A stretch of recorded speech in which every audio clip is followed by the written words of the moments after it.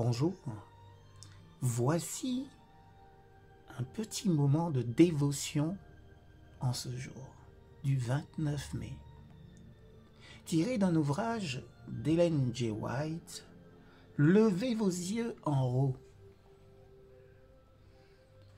Un coin du ciel à la maison. Si l'Éternel ne bâtit la maison, ceux qui la bâtissent travaillent en vain. Si l'Éternel ne garde la ville, celui qui la garde veille en vain. Psaume 127, verset 1er. Nous qui vivons à la fin des temps, avons le privilège d'étudier l'Ancien Testament en relation avec le Nouveau. Notre foi et notre courage devraient être renforcés tandis que nous voyons s'accomplir les prophéties.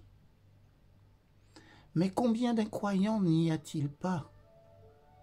Combien ne révèlent-ils pas leur égoïsme et leur manque de bonté dans leurs relations les uns avec les autres?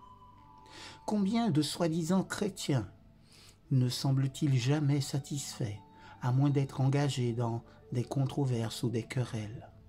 Combien de cercles de familles sont brisés parce que leurs membres acceptent les suggestions de Satan et y répondent?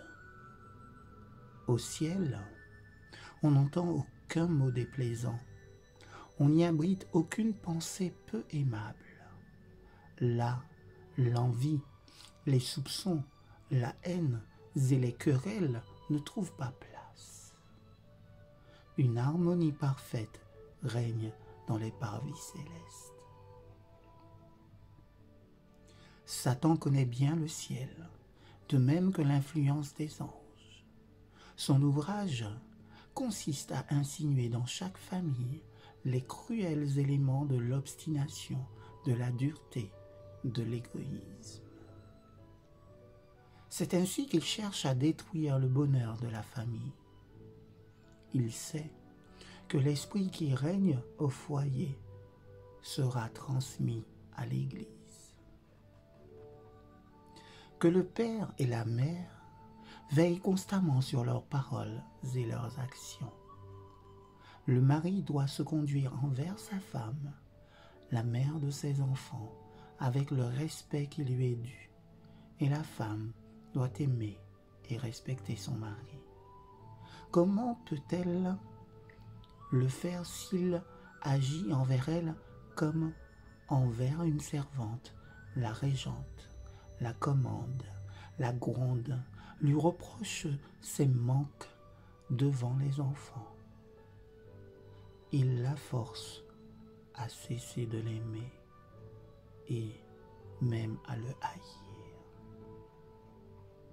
Que Dieu aide les pères et les mères à ouvrir les fenêtres de leur âme vers le ciel et à laisser pénétrer le soleil du Christ dans la vie du foyer.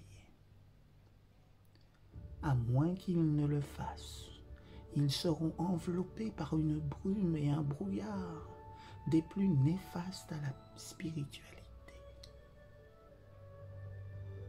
Pères et mères, instillez la douceur, la luminosité et l'espérance dans la vie de vos enfants. L'amabilité et l'amour feront des merveilles. Ne punissez jamais un enfant lorsque vous êtes en colère. En agissant ainsi, vous vous comportez comme des enfants adultes qui n'ont pas laissé derrière eux le côté déraisonnable de l'enfance. Ferez-vous des efforts zélés afin de pouvoir dire « Lorsque je suis devenu homme, j'ai fait disparaître ce qui était de l'enfant » ? Ne manquez pas, avant de corriger votre enfant, de parler avec votre Père céleste. Lorsque votre propre cœur est adouci de sympathie, parlez à celui qui est en faute. Si la question peut être réglée sans l'usage de la verge, tant mieux.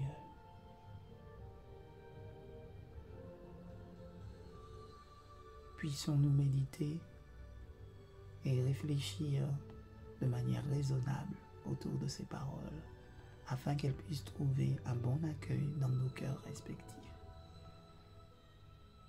demeurez bénis durant cette journée sous le regard de Christ. Amen.